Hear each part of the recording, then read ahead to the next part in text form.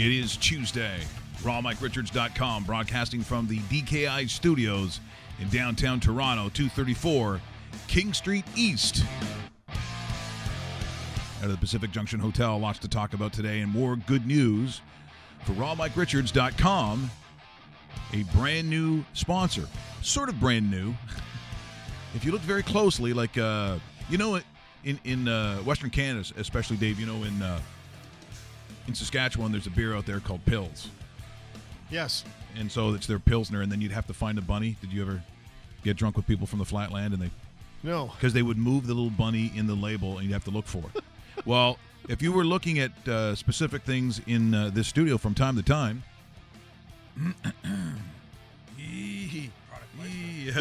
product placement is right.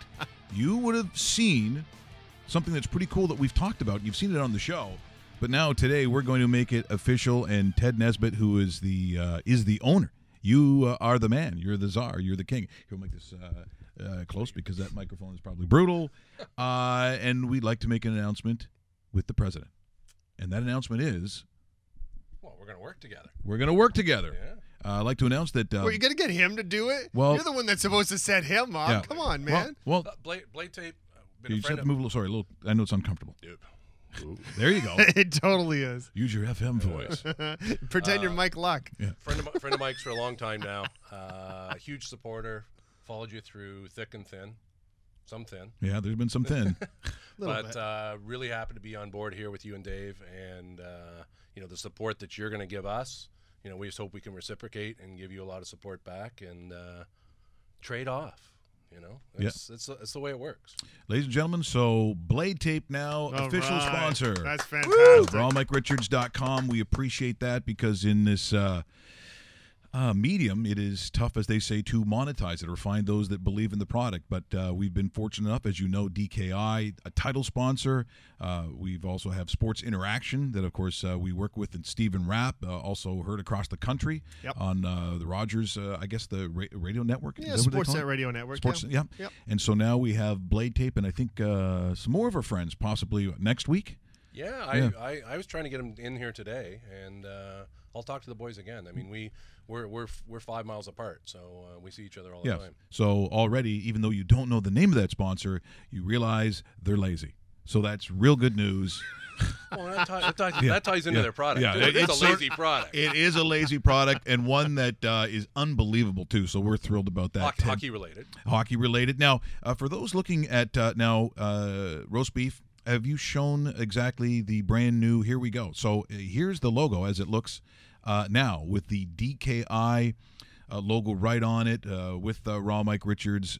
Very cool. And again, the product itself, which has been around for how long? How old is Blade Tape in terms of? It's pushing 10 years. I mean, it was developed on the West Coast, BC based for the longest time, and we moved it to Toronto a few years ago. And I took it over 2 years ago from the original owner, and still work with him. Great guy, brilliant in a lot of ways. Came up with the concept and everything. We make it ourselves. That's the big thing we like to push. Is we are Canadian. Yep. Canadian made, all North American source products. I could probably make more money if I used cheaper stuff, but we don't. We go with high quality. We go with high quality products, manufacturing it. I had my helper in yesterday. Hi, hon. Thanks for the help yesterday. In yesterday, making some, and that's what we are. We're a small company, growing. Looking to take off, and been used in some really cool environments. Fellow broadcaster Ron McLean. Great supporter. Yep. Great fan of Blade Tape for years and years. Always gets us a plug on Hockey Day. Just wonderful to work with. And we work with a lot of other charities and opportunities. I mean, here's what we did for Ron this year for hometown hockey. So hashtag anyone can play. Just throw this to Dave. I think that camera works best, so you can get that. Throw that. And don't forget about the ones that actually have Bastel on it. This is outstanding. You can put players on it. The thing I like about it, Ted, is from junior standpoint, the levels of hockey are endless, and every single team has a logo. Yeah. and every single team has numbers on the back of the jerseys, and you really personalize it. And I don't know how any kind of junior team, any kind of midget team, bantam team, whatever, wouldn't be interested in having team logo, number, player name, or anything like that. I think it's a gold mine here, and I think it's just gonna keep on. See, here's another example. There's personalized one right there with the player number on it and everything. Bingo. And how long do these things last? Because it looks like it's really good quality, and this is a guy that uses tape almost every second game. Yeah, level of play. I mean, I saw it. My son's off at university now, but you know, when he was going up through bantam and midget, guys are retaping their sticks between the second and the third when Yes. they should be listening to the coach. Yes. They're spending more time taping their sticks before the games than they are warming up. Even at a high level of play, here's one of my son's busted sticks. Thanks, Will. $250 stick. Yeah, Open thanks, in the Will. glass. Yeah, way to go, Will. That's got 20 games on it. Yeah. Of midget A hockey. And, you know, it's got some wear in it. It's got a chip in it and everything. But you can see the bottom of the stick doesn't wear down. If it gets a nick in it, it just keeps on going. It doesn't get wet like cloth tape, so it doesn't get heavy. Correct. You don't get the snow build up. And it does have some really good texture on it. See, and the thing is, once Will or whoever is using the blade tape, once it does past its point, it's tear, put back on, and you're good to go. I got so many guys that are saying that the blade tape lasts as long or longer than their sticks. I mean, depending your level of play, Sure. Right, you know, right. they break. You know, it's not just snapping the shaft, right? They break in here. You know, they smash it into the glass. Yep. You know, break the heel or something.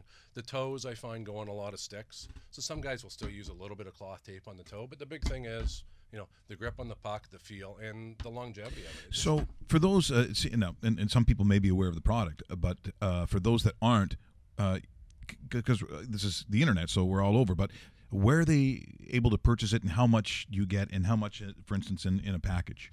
So our big Canadian retailer is Source for Sports. Okay. So we love working with Source for Sports. We got a big trade show coming up for them again in November. We love to support them. I'm doing a swing through Eastern Ontario starting tomorrow morning, going through Kingston out to the Quebec border up into Ottawa and back across Highway 7, and seeing my dealers out that way. But it's also available online, bladetape.ca or bladetape.com. Okay. Available for ordering online. When you're looking at a plain package or whatever, I mean, we've got a custom one here with Dave's name on it. Right. I don't think anybody's going to want those. No. There There could be a big on the seller. website. No, there's tons. They'll of be a big that. seller in Winnipeg. Oh, big time. yeah. Yeah. With Bastel on them? Yes. Oh, yes. Oh, Oh, yeah. yeah. Yeah, that name gets around. Bastel or Howard Chuck, that's the 1 and 2. That's kind of, yeah. Solani, I'll not get that- even- I'll get not- that up not on the available. website this afternoon then. But what you're getting when you purchase a retail pack is you get a pair, so you get a set for the front and the back, Right. and you get a small piece of rubber tip tape that you can use on the toe of your stick, or some people use on their grip. The other product we have a grip tape which goes on the butt end.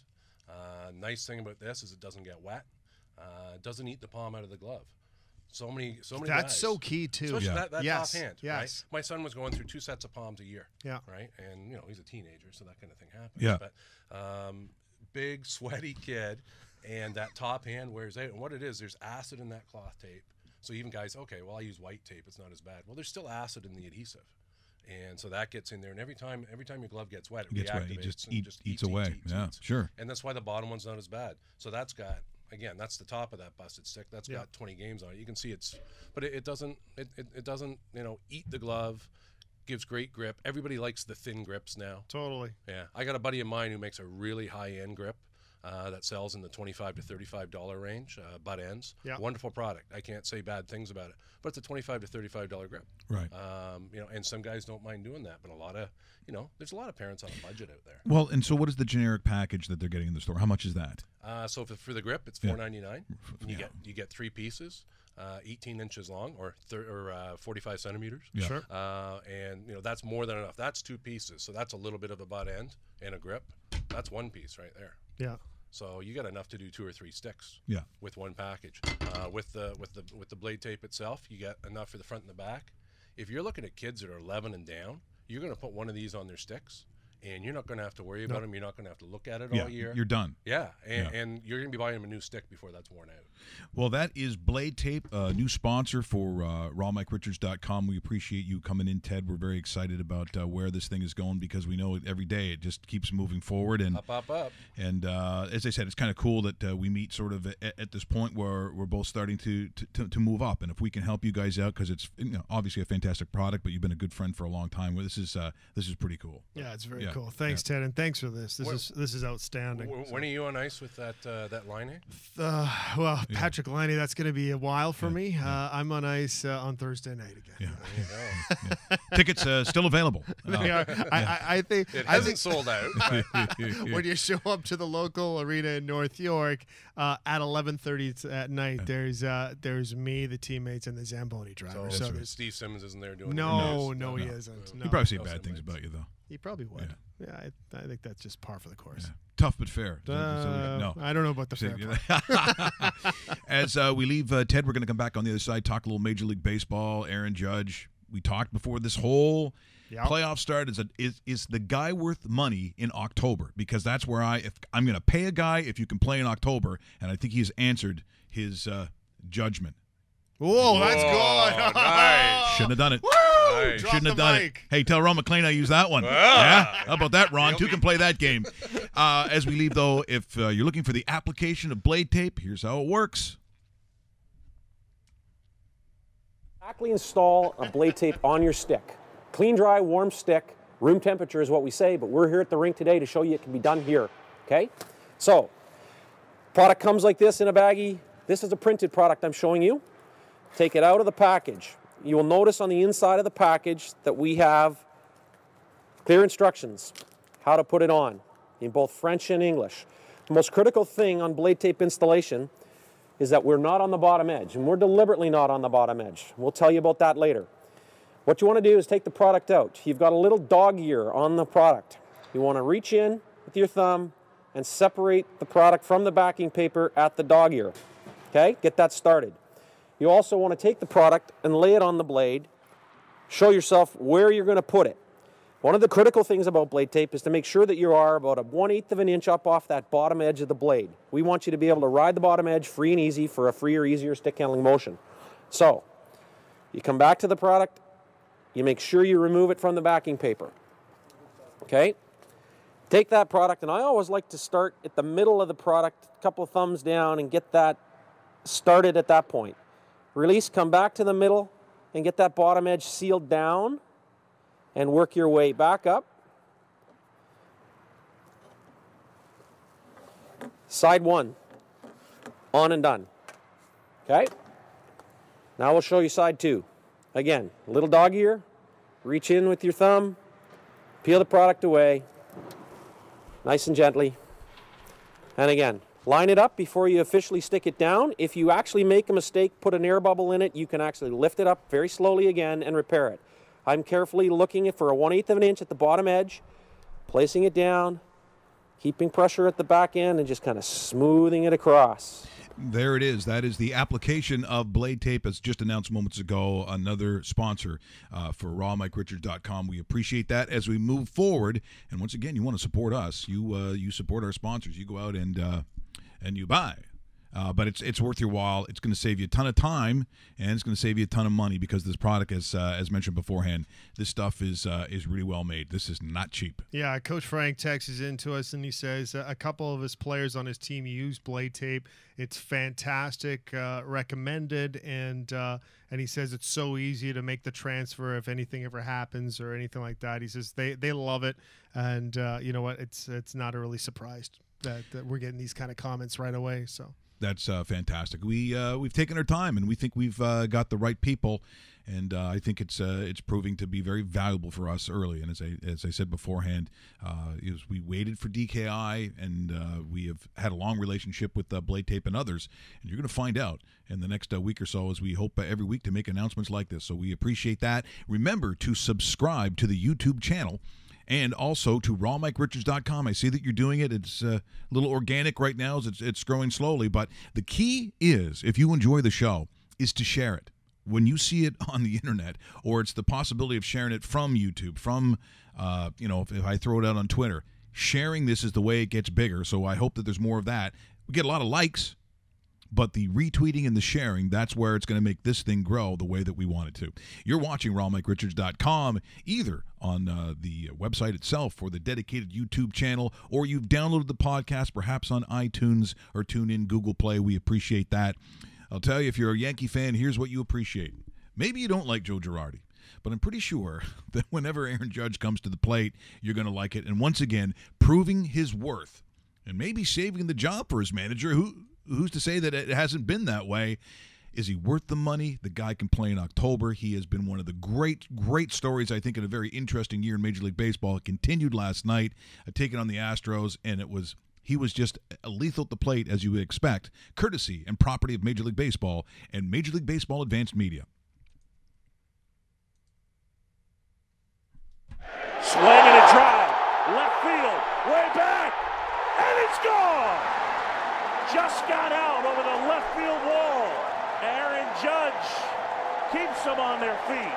A 3-run homer, and the Yankees now lead it 8-0. 8-0, the final score, 8-1, and once again, Aaron Judge, not surprising at the plate, being all that you would think. But here's what I think is interesting, because this is not a small guy. I mean, this is Aaron Judge is a monster. Yeah. If Aaron Judge isn't playing outfield for the New York Yankees, he's probably holding a world championship in the WWE.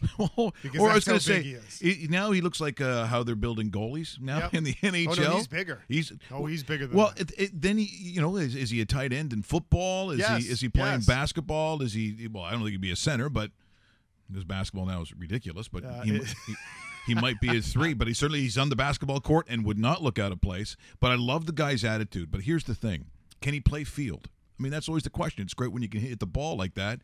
Can you catch it? Can you make a play? He was doing that, too, last night. Once again, property of Major League Baseball and Major League Baseball Advanced Media. The 2-0, ripped to right. This one back there. Judge racing, near the wall, leaping, and he made the grab. What a catch by Aaron Judge as he crashed into the wall, tumbled to the ground, and stole extra bases from Yuli Gurriel. Oh, look at the athleticism from the big fella. Yeah, unbelievable. So the big guy goes into the wall as well. I'm telling you right now, it's Poor wall. The wall's going, wait a minute. I'm used to the ball flying over, but isn't that Dave? I just like when young guys come into a league, and I don't care what the sport is. But in this case, he seemingly has kind of everything, right? So now you see that, and he also seems like a great teammate. He also plays along a little bit, and I'll tell you, from some of the gags that I've seen him do on national television, if he's going down this road, he could be sort of the new Peyton Manning, sort of the media darling, where he starts doing ads that are funny. If he shows up on Saturday Night Live, being in New York, is that going to be a surprise? Oh, I would not be surprised. That's actually a really good point. Don't you think? He's in the right market for it too. Yeah. If he's not in New York, the secondary would probably be L.A. or maybe some people's choice would rather be L.A. But for my money, he's exactly where he's supposed to. He is going to be that video game cover. He's going to be that baseball annual issue cover. But I think he's also cereal box. Yes. Like he's going to cross over in lines in terms of his bankability, his brand, if you will. But he's also the type of guy that his brand is going to be awfully strong because there's no dark side to it. Right. Not yet. Not yet. But I got a feeling he's just going to be one of these guys. If it's his people saying, I don't care if your basement looks like Dexter's. Well, but when you get out of there, smiles for the kids, and you know what? He's got that kind of appeal. He's got that all shucks kind of thing going. Of course, that does lend itself to being a pretty good serial killer. So, no, it does, yeah. And I'm not hating that either. Aaron Judge is the kind of guy that could be an eventual actor in Hollywood. That's the kind of appeal this guy comes across as. Who's the last Yankee you think who fits in that category? Is he Jeter? Oh. I'd put Jeter into that category of leader, this, that, but I don't see the Jeter off the field like I see the Aaron Judge off the field as far as personality is concerned. They tried it a little bit because Jeter has made cameos and this and that, but he just doesn't come across as personable as an Aaron Judge. And I agree. know we're early and we're it's new in the process. It's almost like, I'll make the comparison to this, and this is no disrespect intended, but when Wayne Gretzky did his cameos on YNR, SNL, it was kind of cementish. Oh, sure it was. It was kind of like, hey, when how are you? Yeah. It's like, well, no, Wayne, you can kind of say it a little Remember, bit. it was supposed to be, it was a mafia scene. This is before I even knew of the show. I heard of it, but I didn't really know any of the characters. And so when I saw the actual clip where Wayne goes, and who are you? He goes, I'm Wayne from the Edmonton organization. Yeah. See, Cut. See, Cut. See, now, doesn't have the actor appeal. No. Where I could see an Aaron Judge eventually getting into I know we're ahead of ourselves here. This is only year number 1, But what I like what it. a I know terrific year he's had. But and Dave, he's quickly becoming one of my favorite players. And you know that people are like, yeah, but a bloody Yankee. I mean, anything but a Yankee. So what? I think Doesn't matter. This is ideal.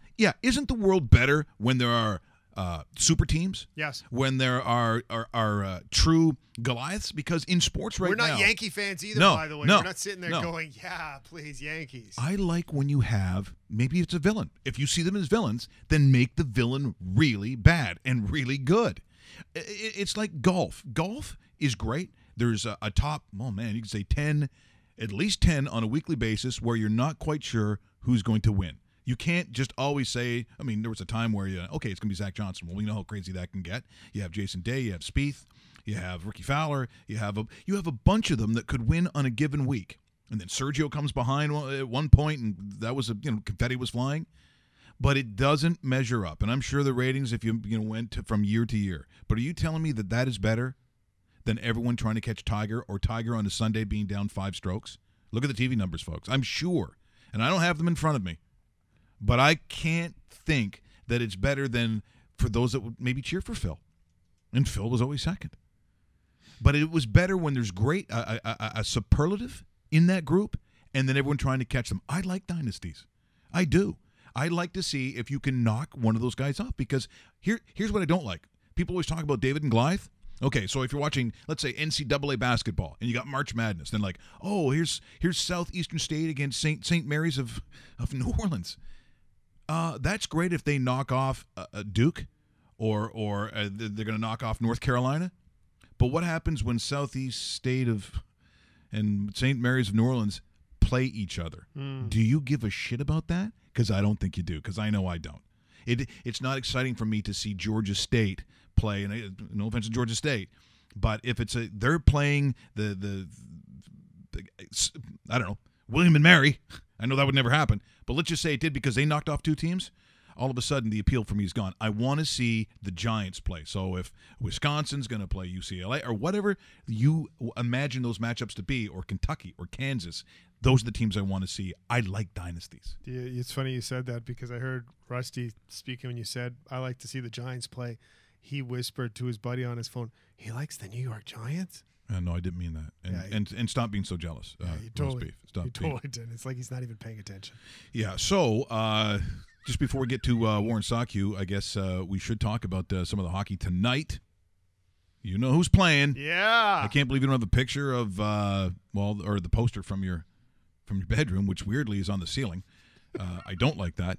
But you have Toronto and Washington. There's no payback. They're not exorcising demons. There's none of that. What I think is going to be interesting is, for instance, Alexander Ovechkin has played like he's been listening to people saying that he sucks. Yes. He sort of has started the season that way.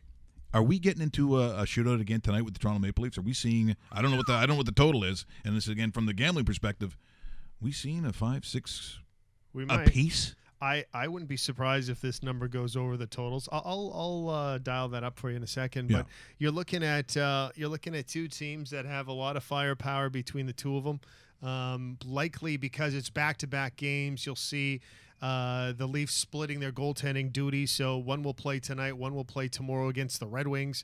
And it's one of those things where 4 points on the line. If they take 2, they're probably happy about it. And we'll see where they actually take the 2 points from. Right now on sportsinteraction.com, The numbers right now are favoring Washington, of course, because of the home home ice, ice, sure. which really doesn't surprise you. So you're getting a 175. You're getting a respectable 215 for the visiting Toronto Maple Leafs. Good number. Which might be really good value. Yep. Your totals are 6. So what I'm doing right now is giving you the best advice you'll receive on a Tuesday. Go to sportsinteraction.com, sign up, drag down menu, Raw Mike Richards, get the 100% bonus, double up your money right there. That's one thing. Then go to the site, click on NHL, click on Leafs at Washington, pick the over. Yeah. Over 6 goals in tonight's game. You mean to tell me that it's not going to be at least a 3-3 game or a 4-3 game at worst? I mean, come on. It's got to be. It's right there for you. You have a nice opportunity there, and who knows? Maybe it's a visiting ticket you put on just because it's a 215. Yeah, you play with your money. You kind of jump it up a little bit more. You go for it, and there you go. You're having a good Tuesday. What's the number on the total? Is it a 185, 19 in there somewhere? Over number is the favorite because the people at Sports Interaction are smart. Yeah. It's a 170 actually for the over. Well, so basically they're saying we just don't want to lose our shirt on the over because it's going over. Even a 170 on something like that is pretty good. When Steve Rapp's writing this, he's like, "Don't say over. Everybody's betting the shh, quiet." It's like, I'm sorry, that's the way it's gonna be. I also see that I guess I have to. Oh, here we go. What happened? Wow, we're gonna try the magic of Skype here. Oh, do you want his number too? I got a new number for Warren. You know what? You might have to go on a little bit of a thing because I see that Skype has kicked me out. Okay. Let's just see if I can even sign in here. This is always great to have the camera on me as I'm. No. Rusty, send it to me, and I'll guide this ship. Let me find some. Let's ship guiding music. Ship guiding music. Yeah, here we go. And on the other side, we'll talk to Warren Sakyu in here. So there's the number right there while we're looking. Okay, cool. 2 games in Major League Baseball today. Let's start off with the Yankees home to the Houston Astros. Early start on this one. It's a 5:08 first pitch.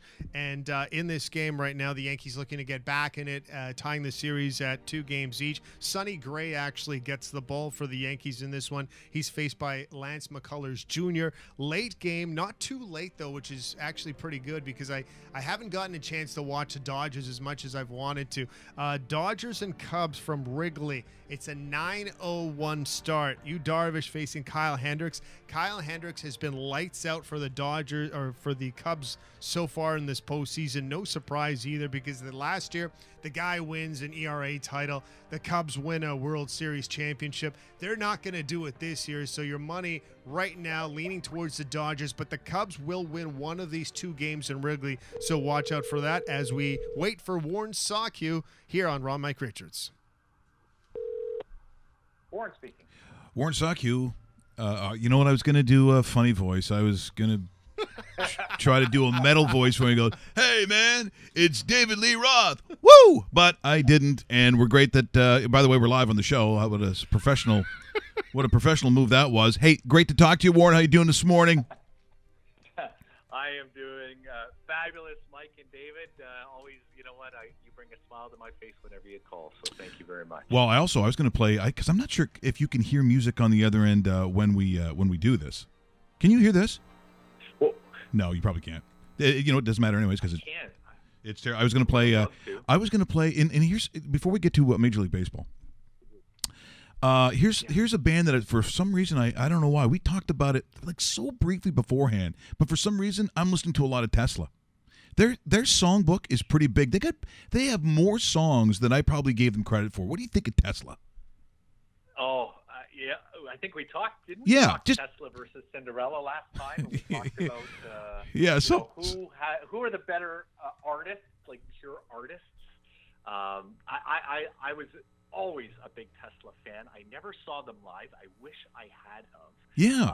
I you know what? Like you said, there's just those songs that they had a mix where they could go deep and heavy, but then they could do the ballad, right? That nice metal ballad that everybody enjoys a good metal ballad every once in a while, and that's kind of what I liked about them. They were, they were versatile, shall we say, Mike? Yeah, they were. Now, speaking of versatility, the giant known as Aaron Judge, who was even bigger last night. And I look at these great stories from Major League Baseball, and there has been a lot in terms of rookies this year. But the show that he is putting on right now, and of course I know that we're going to talk about Bellinger too from the Dodgers, but right now it's been a long time since I've sort of felt even almost emotionally attached to a guy, specifically a Yankee. But you know what? He's doing everything, and as they like to say in sports now, Warren, he's doing it the right way. This guy's got an incredible future. Yeah, he's taken the baton from Derek Jeter, hasn't he? And he's really, for a young player, moved it forward. Very approachable. Seems to always give the right answer, but not in a disingenuous way. I think he really is a really good person. And boy, like the power to me is unbelievable. That pitch that he hit last night, that line drive home run, the way he pulled his hands inside and used the bat speed to get to the ball, it just textbook hitting. And when you start to go 50 plus home runs in a season, and you not only do that with the bat, but you saw what he did with the defense, the crashing into the wall, the dive out in front of him. A real athlete. Like you think about the great athletes in the game, and you remember the former Jay and former Yankee and Dave Winfield.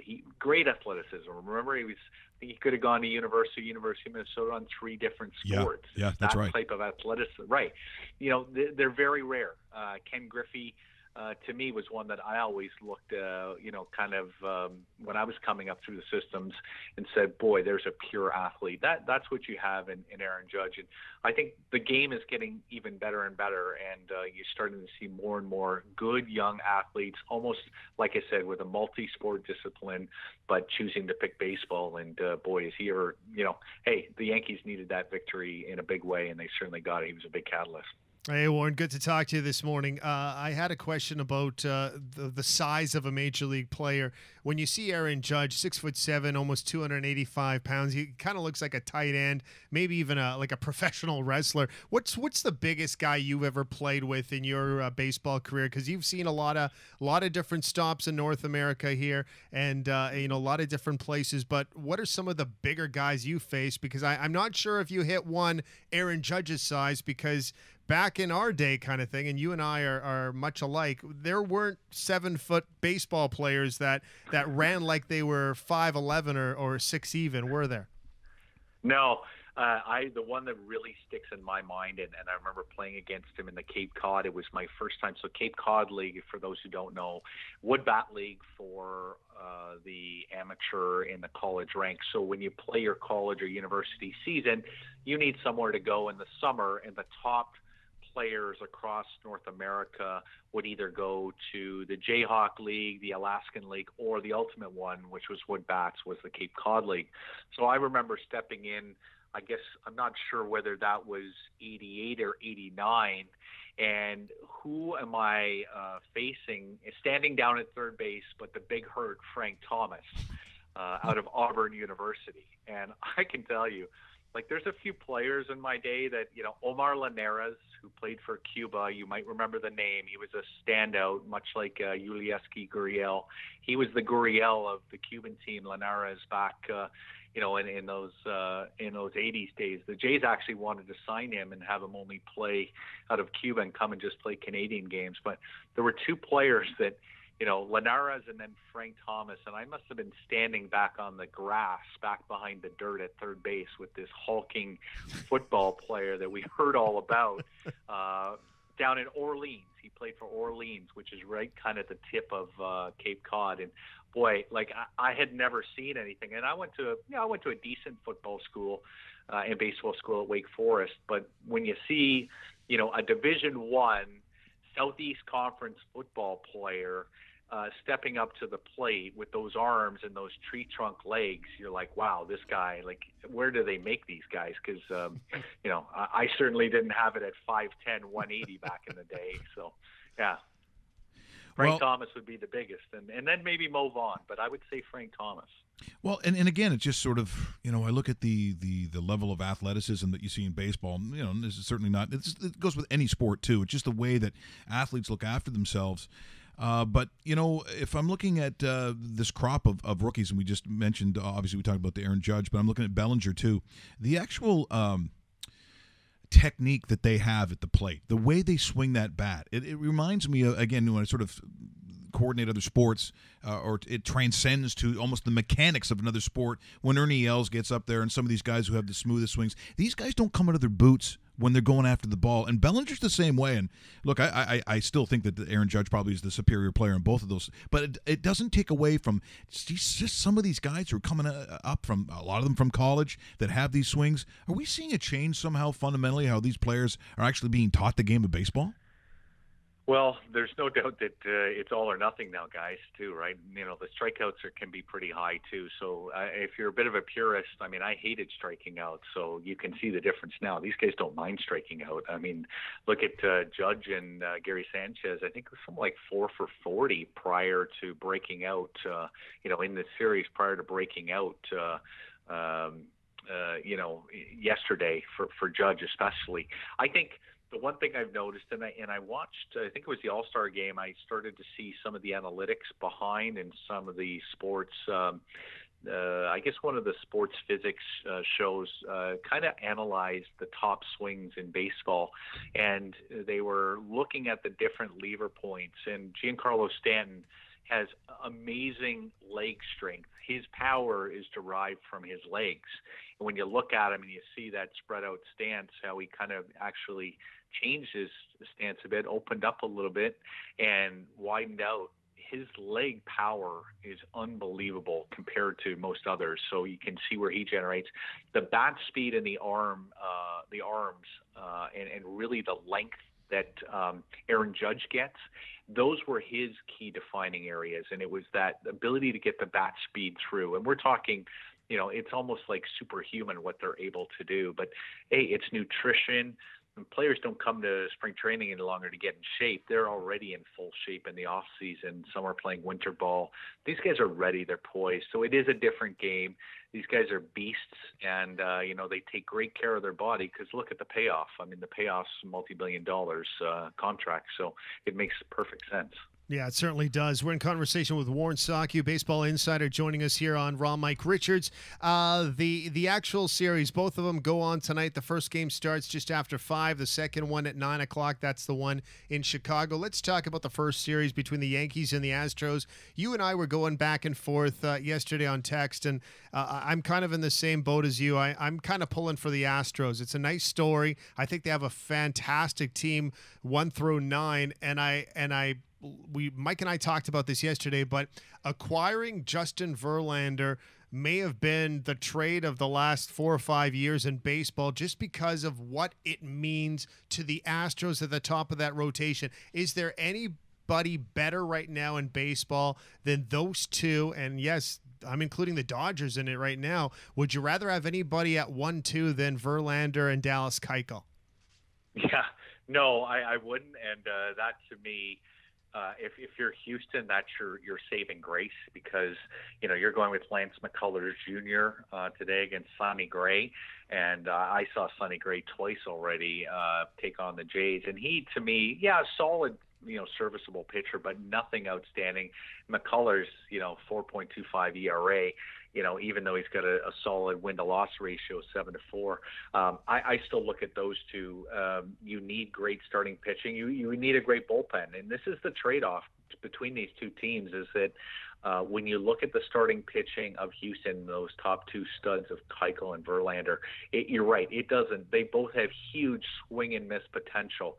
Now you compare it with the bullpen of the Yankees, and you figure their starters just need to get to their bullpen, and they can carry them through. We saw it in that Cleveland series. I mean, they are unreal. And this is what's making this so nice, is that, the wily veteran now, CC Sabathia, he's put the weight back on, and he gives him a great outing yesterday and last night. I mean, it was just, to see him do that, and I remember those days when he was almost no-hitting in Cleveland, and now to think that he's doing it, but it's no longer the dominating power pitcher. He's really finessing and pitching. So, yes, I love the 1 and 2 of Houston, and that's what I think makes this so beautiful, is that they've got that dominant starting pitching, especially at the top, and the Yankees have this dominant bullpen. what are the offenses going to do? And guys, Houston, they scored, 4 or 5 runs now in 3 games. I think they've been held to under 3 runs in 3 consecutive games. That maybe happened once this year to Houston. That's crazy. Like, as good as that offense is.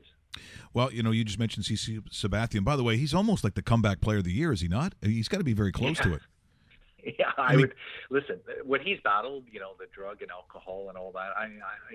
I think he looks better. He put the weight back on. Remember, he lost all that weight. I just think he's better back big. To what he was. He's better big. Yeah, he is better big.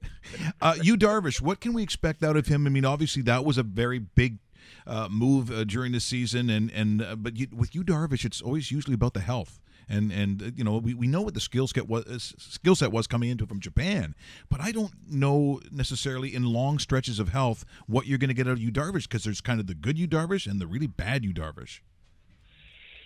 Yeah, well, most of the individuals coming out of Japan have exceptional capabilities from a physical dexterity. They usually are in great shape. They're usually, the stretching and that, but, my days facing any Japanese teams or players is they have, the great capability to, I would say, use their body and use that discipline of the Japanese baseball and almost the samurai mentality.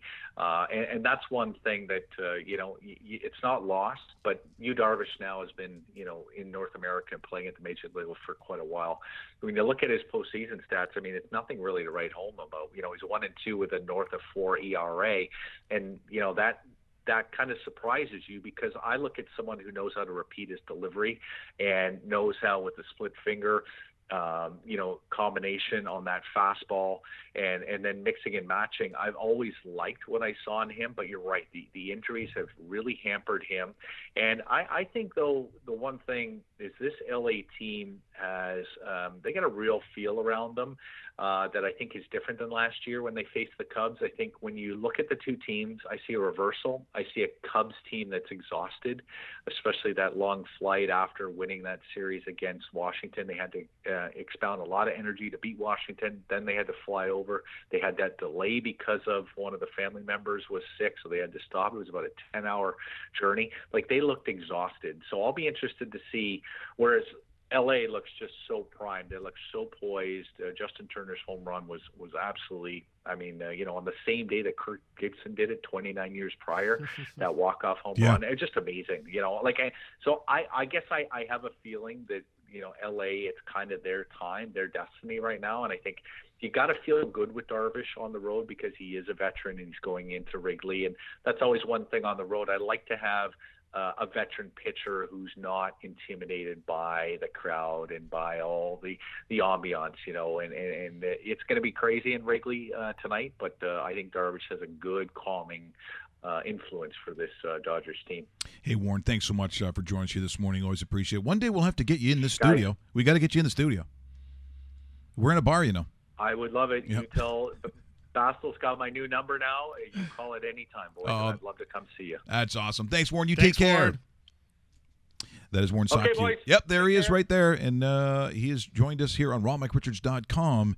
Appreciate the conversation here today, as always, with he's one of the all-time good guys. It's funny he says Frank Thomas. I was covering the Blue Jays beat when Thomas was brought in by J.P. Ricciardi as a free agent. Yeah, by the way, Roast Beef, get out a picture of Frank Thomas. Yeah. So Frank Thomas. Now this is an aging Frank Thomas that was basically brought in just as a designated hitter. Yeah. Put a bat in the middle of the lineup. This was the twilight of the twilight for his career. It honestly was. It was, yeah. Some people, cynics, would say Frank Thomas was stealing a paycheck. He was. Yeah. Yes. Yes. The answer is yes. So I'm interviewing him in Dunedin. And there's a scrum around his locker. At the time, you were allowed to bring cameras into the clubhouse, which really doesn't happen anymore. And so we move out of the clubhouse, and I kind of do a stutter step over a pair of shoes. And I look down, and I start laughing because, and I'm not exaggerating, Frank Thomas's black high top shoes, his spikes, look like they were this big. Like, So that's like almost a foot and a half. You're saying. like I don't know what his shoe size is, but if I'm betting right now without knowing a number, it was at least a size 15 or 16.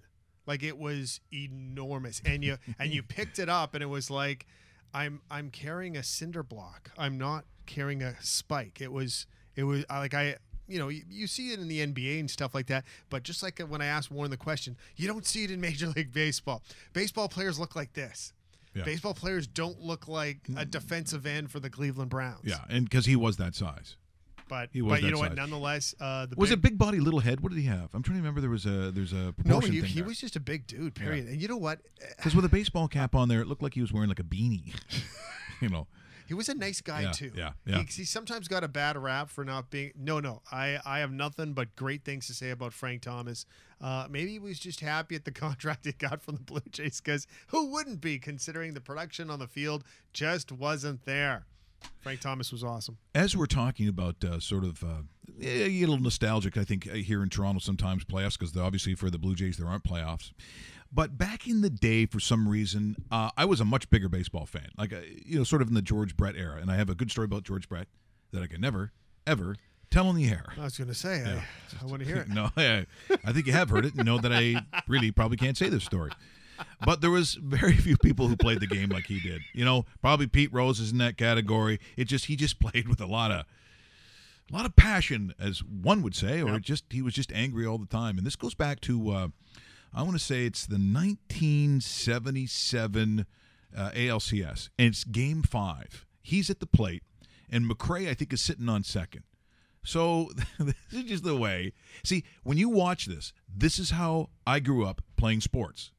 It wasn't, I want all my friends to be on my team. It was, I want to beat up all my friends who play on the other teams and we'll never play together. It's just how it was. It was just the level of competition and how guys looked at it at sport. So, courtesy of Major League Baseball, and I'm sure Major League Baseball Advanced Media, here's a look back at how George Brett stretches out a double into a triple and the not obvious reaction that comes at the end. That ball's going to be over the head of Rivers, maybe. No, it's going to be over Rivers' head. McRae is going to score, and Brett's going for third. Slides and punching face. Already. But Brett went in hard, and both teams are out on the field. Brett went in hard at Nettles, and Nettles kicked him, and that's when the fight started. Billy Martin right in the middle trying to break it up.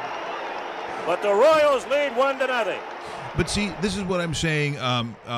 You would never hear Dan Shulman talk about a player who slides into third baseman kicks him, guy trying to take third gets up and punches him in the face. We just don't see a lot of that. Oh, yeah, and look, that Bautista thing, like, that kind of punch, that is okay. If we're looking at divisions of fight, that was flyweight. That was very flyweight compared to that. That was not even middleweight. That was flyweight. This is full on angry, sort of, And you know what's funny about that too? Because you brought up the name Pete Rose. There's 3 baseball players that I watched, and now you see them today as obviously retired from the game, some in broadcasting, ownership, whatever. Some hanging out in Vegas. Pete Rose. And they still look as intimidating as hell today. One is George Brett. Yeah. One is Pete Rose. Yeah. The other one is Nolan Ryan. Nolan Ryan. I was thinking the same thing of those guys. I wouldn't want to fight any of them, even if they're 85. Yeah, they're probably in their 70s. Yeah. Or got to be close to it. And Nolan Ryan will kick the shit out of you seriously. If you were one of those little, snotty millennials who go, "Dude, would you kill me?" Yeah, don't do it. Don't do it. Seriously. Who's the guy he pummeled at the end of his career? Robin Ventura. And Robin Ventura was, would have been a relatively young man. Yeah, probably 15 years younger. Wasn't good. No, it wasn't.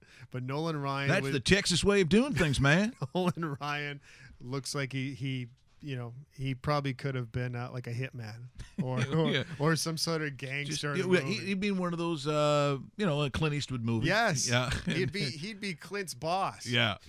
That's how tough. Or his buddy who beats up the town, like the whole town he beats up. Now, if we're going to do flashbacks today, And I was thinking about it because on my way listening to different people talk about the Leafs goaltending situation. I don't know why in analysis that I get it if maybe even you're a rights holder and you want to talk about someone having a good game or you want them to have a good game. I do. A lot of people call it cheerleading, but you have to understand at times when these guys are the rights holders, there's a little bit of pressure to not make them look terrible. So in your evaluation, all I've always said is just be honest. Be honest with what you've got.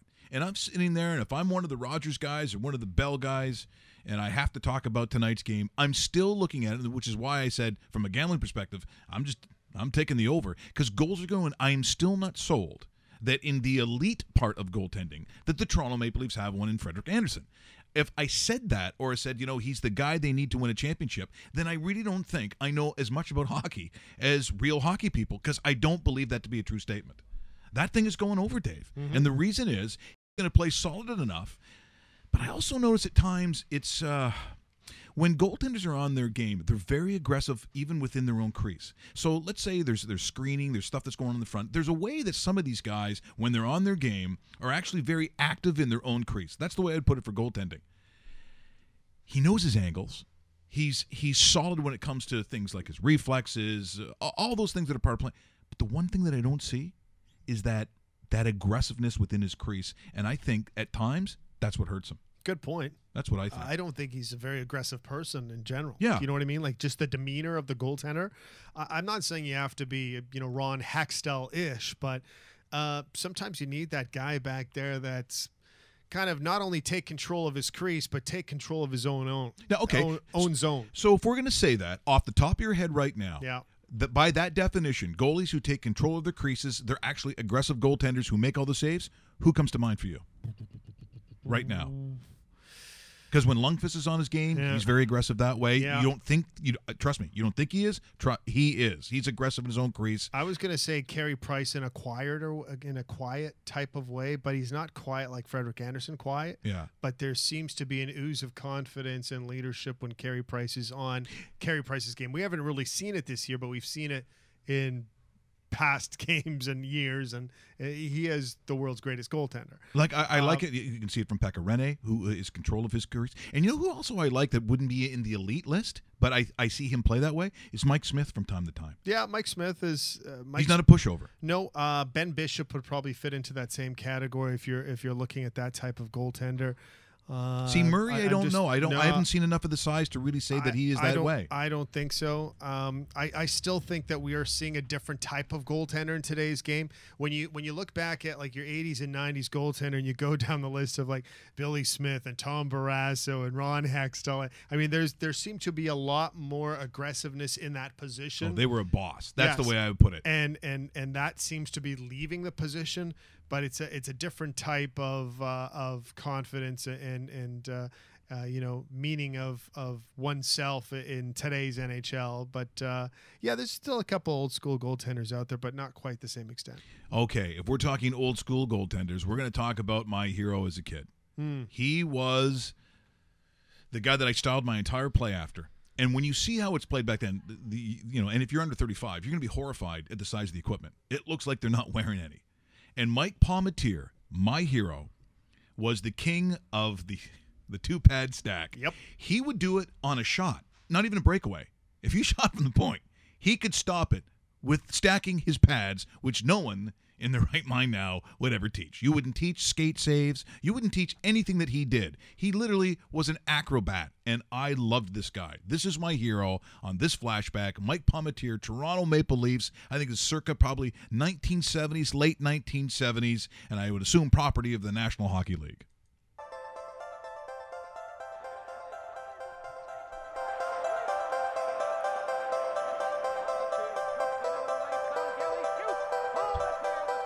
How far out he comes.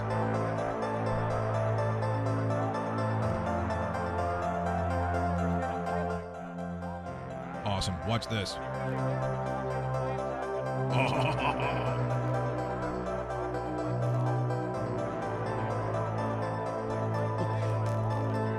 Look how far out, Dave.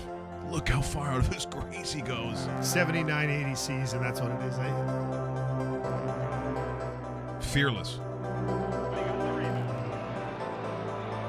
No, that was Showdown. That was Showdown. Stack.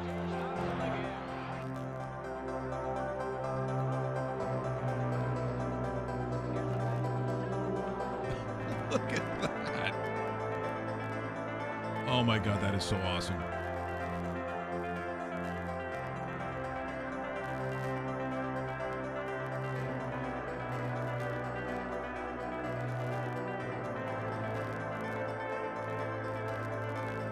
There it is. The great Mike Palmetier, and he actually, you know what, that the classic game a couple of years ago. New York Islanders, that one? No, he plays for the Leafs. It was I guess it was against Detroit. Okay. And they bring him out and they award a penalty shot, and he makes one of those saves again. Except at this age, after he stopped it, the team had to go out and the referee and help pick him up off the ice.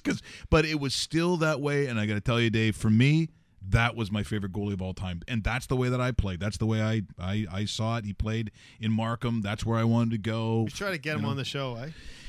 I would love to. Okay. I don't know how much he likes doing that stuff anymore. Okay. I was told, but you know what? I think we know someone who has influence over the NHL alumni. And so maybe there's some way we could get him down here, but he was my all-time favorite. I interviewed him when I first started at 1050 Chum, one of the first times I was on the air ever, and he couldn't believe that my uncle was Gunnar Kinnear because he just knew we were not similar, and we weren't not similar. But that was a great memory, and one of the things that you'd never do now. You'd never do it that way. No. Speaking of not doing things. Dave, every once in a while, comes up with something called the Hateful Eight. Yes, he does. And trust me, you don't want to be on that list. And so I don't know if it's always been a Tuesday. It has been a Tuesday. Okay, well. I'm impressed you remember. Okay, here we go. And now it's time for it is. Dave Bastel's Hateful Eight. Yeah. Oh, lots of hate there. Thank you so much. Let's start off with some NFL frauds. Yes, there's a whole list of frauds that are headlining the Hateful Eight. None better than the Baltimore Ravens. Just when you think you got a handle on the season, Baltimore Ravens, a rookie quarterback in his second ever starts throws 113 yards against you and still gets the win.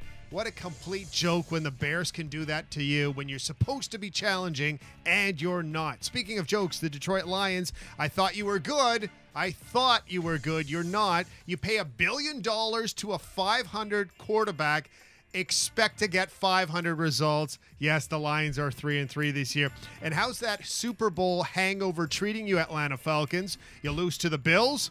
You lose to the Dolphins. And, people are sitting there going Super Bowl hangover. Well, next year at this time, you're going to have the non-playoff football hangover because the way you're playing right now is not headed in the right direction. Same old Buccaneers, and I love it. It kind of reminds me of my childhood when Vinny Testaverde would get back there. He'd look all cool and suave and throw 5 or 6 picks and lose the game in the creamsicle jerseys. I love those jerseys, but this team was supposed to be much, much better than that. And anytime you want to start utilizing Mike Evans, go ahead. The guy hasn't caught 100 yards in a game in about 11 months, and he's supposed to be a Pro Bowler. Shame on you, Denver Broncos. The Giants bring an Arena Football League team into your own building, and they smack you in the face. Honestly, weren't the Broncos supposed to be this powerful home field team that took care of business, took care of the Cowboys, and supposed to be contending for the Chiefs, who did themselves a favor and lost earlier in the afternoon? And then the Giants, with no receiving core, goes to Denver and wins? That's just terrible. Green Bay Packers. You know what the Green Bay Packers remind me of? It's that rich dad that goes out and buys himself a $200,000 Lamborghini and then says, you know what? I'm going to save some money and not get any insurance on it, because that's exactly what's happened to Aaron Rodgers. Aaron Rodgers is gone for the year, and you have crap in the background that's going to be quarterbacking your team. Enjoy third place, Packers, and you know what? It looks good on you. Mike, that's my Hateful Eight. It was rightful hate. That's how I'm going to put it, Dave, because I got to be honest. And you talked about the Denver Broncos, and I looked at that opportunity they had against a Giants team that literally has nothing. And the best they could do was look. They looked terrible right from the start too. That game was making me throw up, considering that I gave away 13 points in it. I mean, honestly, 13. I thought that was a gimme. To be honest, this weekend it should have been, and it totally should have been. Do you know how many people would have lost in the suicide pools this week? Ooh-wee. Well, you look at it. Atlanta. There was probably a lot of losers because a lot of people bet that. A lot of people bet the Denver Broncos. Yeah.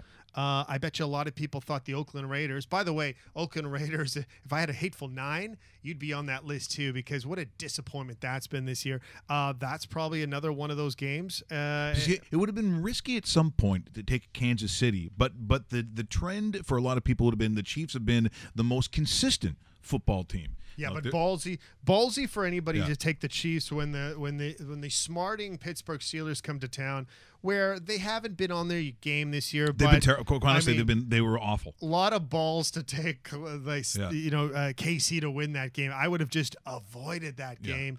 But some of the other ones, man, I mean, especially that Atlanta game and especially that Denver game where that was supposed to be ass kickings going on, and it completely went 180 on both teams. Before we go, we want to remind you, once again, broadcasting live from the DKI studios in downtown Toronto here, rawmike.richards.com, 234 King Street East. We are thrilled, obviously, with what's happening with the show itself, a title sponsor, and now we're seeing more sponsors. We know we have Sports Interaction, and you're actually going to get to it this Friday. No more equipment changes. Trust me, no more equipment changes. But also today we announced our relationship, a brand new sponsor officially with Blade Tape. So won't we show that picture one more time? And again, later on today, you're going to see an update via Twitter. If you watch the promo that we did with Ted Nesbitt as he came in and talked about our brand new association with Blade Tape. The stuff that they do is fantastic. Here's just a look, if you're watching on camera there, what they have done, complete with the DKI logo. But they can pretty much do anything. And that's why we're thrilled. It's an excellent product. It's 100% Canadian. And they actually, at the same time as we are growing, so are they. So it's a perfect relationship. Bladetape.ca, bladetape.com. Get on it. Order the Blade Tape logos for your team. There's kids teams, there's ladies teams, there's rec teams. It looks pretty damn cool. If you actually have your logo, maybe your player name or number. It's very unique. It's a great look, and it's a fantastic product. What? Did we just become best friends? Yep. You want to go do karate in the garage? Yep. It's Pretty fitting, isn't it? It is very fitting. If there's any extra that we've had, I always loved years when we had the Robert Goulet na-na-na-na. That was great too, but if that's not you and me, I don't know what seriously, it's exactly our relationship and our show. I'd like to thank everyone who joined us. I mentioned Ted Nesbitt from Blade Tape, a brand new sponsor of rawmike.richards.com, and of course, Warren Saku, our baseball insider today, and also resident heavy metal expert. Tomorrow, we have the legendary Matt Devlin, voice and broadcaster for the Toronto Raptors. Thrilled to have that. One of our good friends. First time on the show tomorrow. Make sure you subscribe to rawmike.richards.com and on YouTube. Do it. Do it.